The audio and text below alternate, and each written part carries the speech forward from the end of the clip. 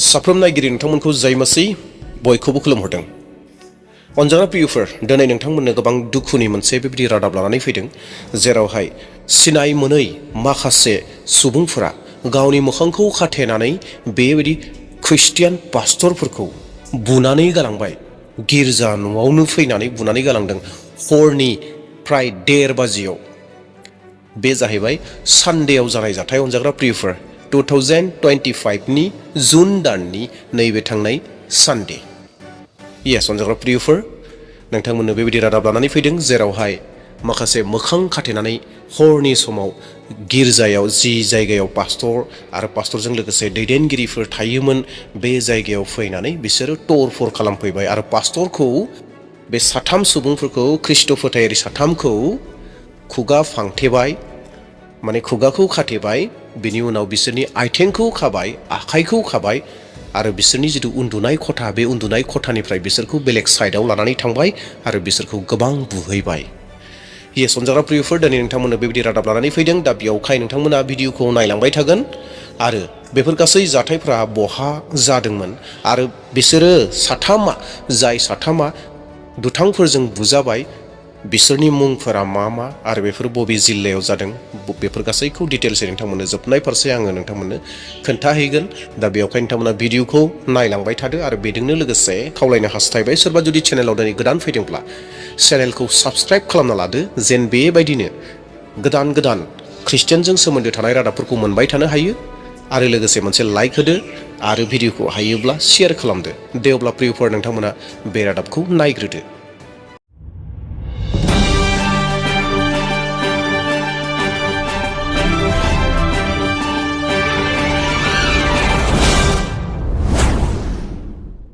सिमडेगा जिले के बोलबा थाना क्षेत्र अंतर्गत स्थित समसेरा में संत तेरेसा चर्च में अपराधियों का तांडव देखने को मिला।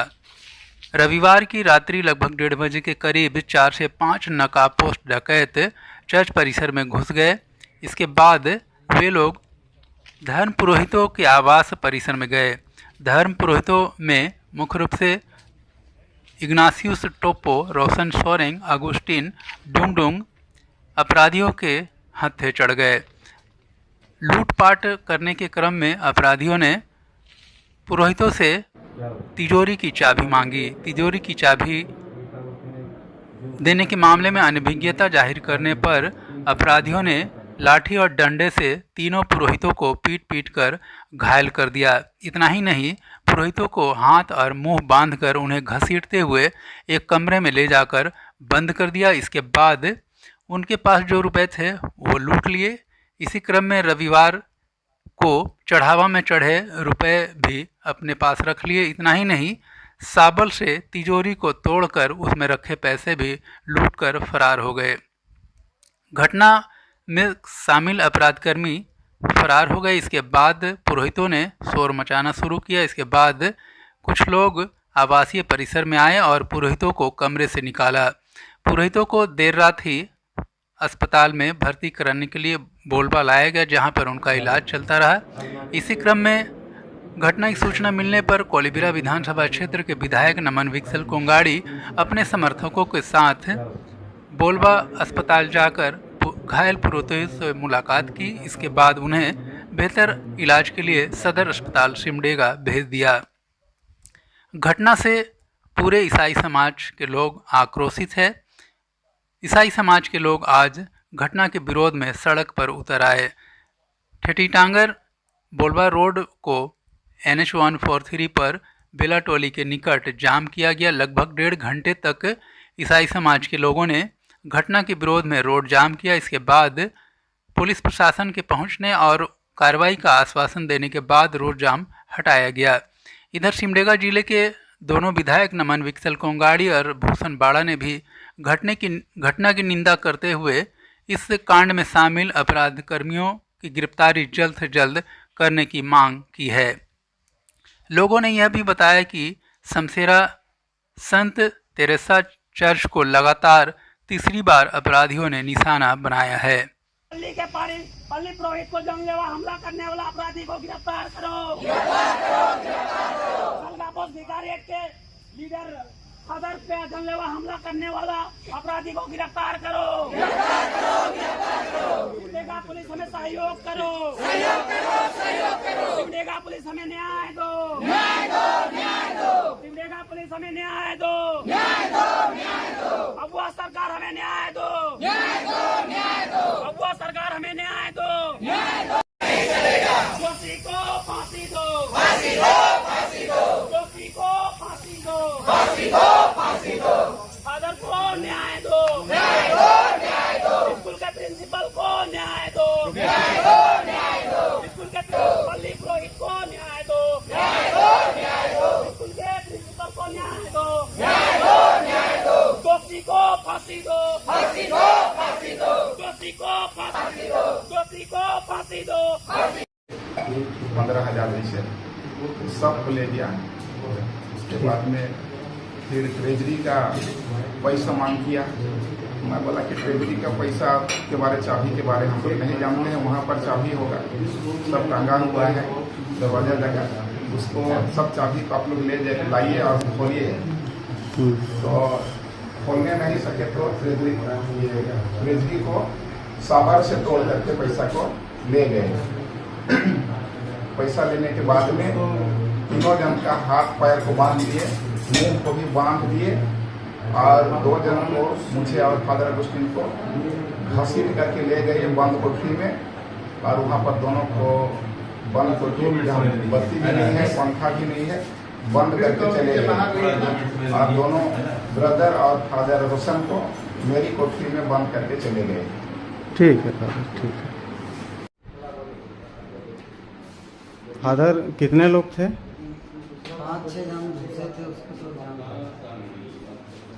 ये आपका जो चोट का निशान दिख रहा है, कौन सा हथियार से मारा होगा? वो ऐसे से मारा है, लकड़ी से। कच्चा लकड़ी से।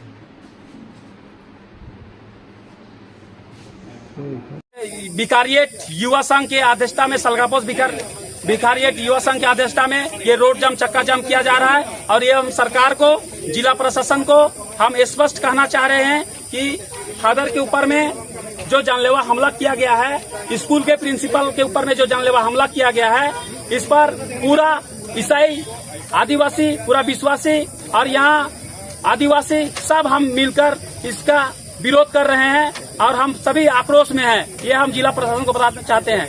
हमें त्वरित कार्रवाई चाहिए। 24 घंटा के अंदर में जितने भी अपराधी इस घटना को अंजाम दिया है, सभी अपराधी को सलाखों के अंदर होना चाहिए। अन्यथा समाज रोड से सदन तक बहुत आगे जाने के लिए हम बद्ध हो जाएंगे। यह हम स्पष्ट रूप से बताना चाहते हैं। चिराग जी, अभी आपका क्या मांग है?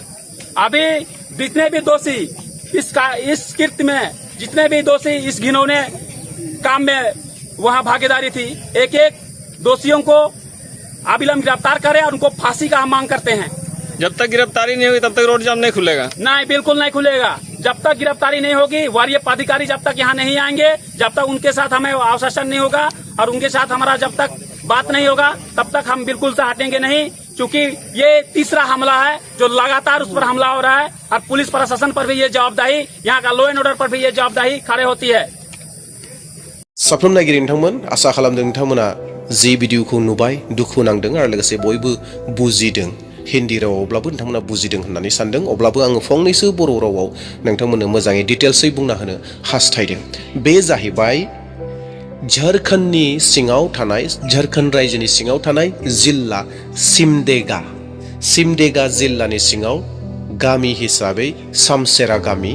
आरो बे सामसेरा गामियाव सेन्ट टेरेसा होननाय मोनसे चार्च दङ आरो बे चार्चआवनो माखासे दैदेनगिरिफोर, पास्टर, लोगोसे फादार, लोगोसे प्रिन्सिपाल बेबायदिहै बिथांमोना दङमोन। आरो बिथांमोनखौनो दुथांफोरा, गाज्रिफोरा बुनानै गालांदों।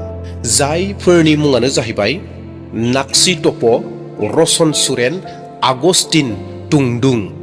बिथांमोन साथामा बै सानखालि, नैबे थांनाय सानडेआव बिथांमोना बेयावनो दङमोन। डेट मिन्स हयथ' बिथांमोना बेयावनो थाखाबाय थायो, बे गिर्जा न'आवनो थाखाबाय थायो, बे कम्पाउन्ड सिङावनो बिथांमोना थाखायो।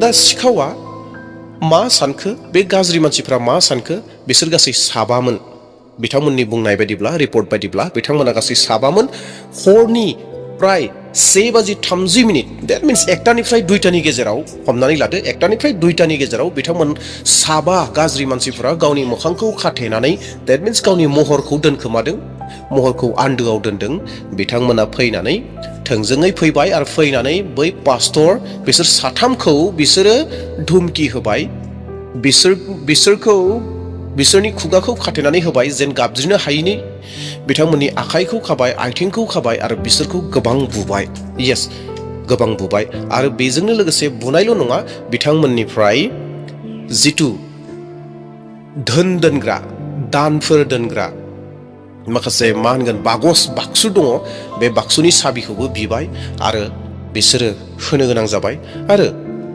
बे सानदेयाव जितु फैनाय जितु दान दंमोन इसोरनि दान बे इसोरनि दानखौबो गाज्रि मानसिफोरा लानानै थांबाय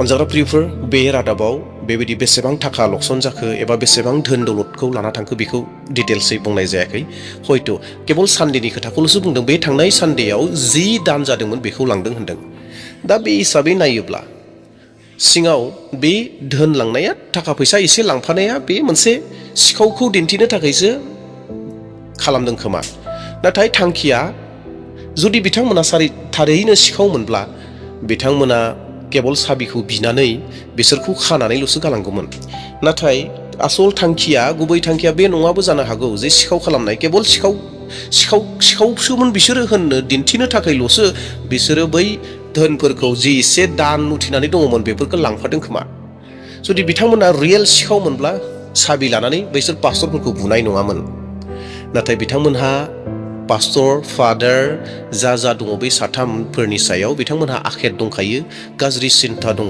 ख्रिस्टियाननि सायाव गाज्रि सिन्था ख्रिस्टियाननि सायाव गाज्रि मुगैनाय बिथांमोनहा दंखायो निस्सय बेयावखायनो बिथांमोनखौ हाख्रबनानै बुबाय फंसे फंनै बुनायनि बाथ्राया आलादा बाथ्रा बिथांमोना हस्पिटालाव एडमिट जानो गोनां जादों यस बिथांमोना बुग्रा जन्थ्रफोर लादोंमोन हाथियारफोर दैट मीन्स हाथियारफोर लादोंमोन आरो बेफोर हाथियारजोंनो बिसोरखौ बुनानै गालांदों आरो बिनिनो गोबां ख्रिस्टियानफोरा खुद्रिदों रागा जोंनो गोनां जादों दा बिनिखाय मैयानि सानाव बिथांमोना डिसिनिसिम फैदों मोनसे स्ट्राइकखौ लानानै फैदों खुद्रिनायखौ लानानै फैदों जे जाय व्यक्तिफोरा बेबायदि गाज्रि खामानिखौ मावदों बिसोरखौ नायगिरनानै हमनांगौ फासि होनांगौ होननानै मोनसे दाबिखौ रायजो राजाफ्रा ख्रिस्टियान समाजनि सुबुंफोरा बेयाव फैनानै खौसेथियै बे दाबिखौ लाफैदों एबा खालामदों अनजाग्रा प्रियफोर नंगौ बियो दिनै जोंनिफ्राय गोजान जायगायाव जानाय जाथाय अब्लाबो दिनै जोङो मोनसे बाथ्राया जोंहा कमन बे जाहैबाय ख्रिस्टियाननि सायाव जिथु तारना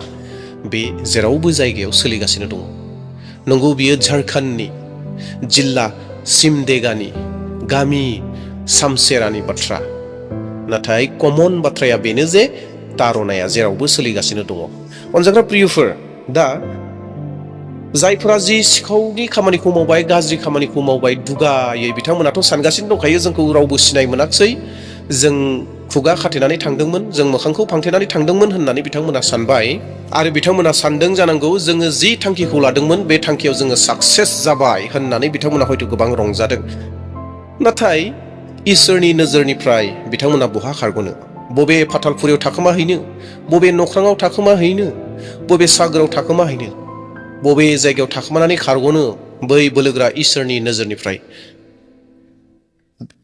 नोजोरनिफ्राय बिथांमोना जेरावबो खारखोमानो हाया इसोरा मोनथिगौ बै साबा व्यक्तिखौ साबा गाज्रि सुबुंखौ साबा सिखावखौ मोनथिगौ आरो इसोरनिफ्राय बिथांमोना माबायदि साजाखौ मोनो इसोरा बिथांमोननो होसिगोन नाथाय जों मानसि हिसाबै जों फोथायारि हिसाबै अनजाग्रा प्रियफोर आर'जआव थादो बै मण्डलिनि थाखाय बै टेरेसा चार्चनि सेन्ट टेरेसा चार्चनि थाखाय जि दैदेनगिरिफोरा बुजाबाय बिथांमोना गोबां दुखुआव दङ आरो हयथ' ओनसोलाव गिनाय भाबा मोनसे दङ फोथायारिफोरनि गेजेराव बेयावहाय आर'ज खालामदो जेन बिथांमोना बोलो मोनो दे अब्ला अनजाग्रा प्रियफोर मिजिंथिदों नोंथांमोना बे रादाबखौ मोननायनि गेजेरजों एसेब्लाबो नोंथांमोना माबा मोनसे सोलोंदों दिनै खैफोदा जोंनि गोजानाव गैया खैफोदा जोंजों लोगोसे दङ हादोराव बे बिषयाव आबहावाया गोबां गाज्रि जेरावबो तारना सोलिगासिनो दङ सांग्रां थागोन साबधान थागोन सिरि मोननानै थागोन इसोरा साफ्रोमखौबो आशीर्बाद खालामथों दे अब्ला प्रियफोर दिनैनि भिडिअखौ बेसेबां दोनथ'नोसै थेंक इउ